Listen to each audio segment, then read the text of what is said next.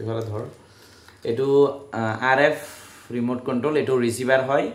আৰু এটো হৈছে ট্ৰান্সমিটাৰ এটো 12 ভোল্ট ব্যাটাৰি লগোৱা থাকে ব্যাটাৰিটো মই অৰ্ডাৰ কৰা নাই ব্যাটাৰিটো অৰ্ডাৰ কৰিম এটো 12 ভোল্ট আৰু এটো স্বতন্ত্ৰভাৱে চাৰিটা বস্তুক নিয়ন্ত্ৰণ কৰা হয় A B C D চাৰিটা হুকিয়াকে আমি নিয়ন্ত্ৰণ কৰিব পাৰো আৰু এটো ট্ৰান্সমিট কৰে আমি LED বা DC বিলাক আমি নিয়ন্ত্ৰণ কৰিব পাৰো আৰু এটো সাৰ্কিট বনাব লাগিব বহুত ভাল কোম্পানীতে আপোনালোকে পাই যাব ফ্লিপকাৰ্টত RF ৰিমোট কন্ট্ৰোল আৰু আপুনি যেতিয়া এনেকে দিব তেতিয়া ট্ৰান্সমিটটো অলপ ভাল প্ৰপাৰলি হ'ব বহুত দূৰলৈকে টানিব থ্যাংক ইউ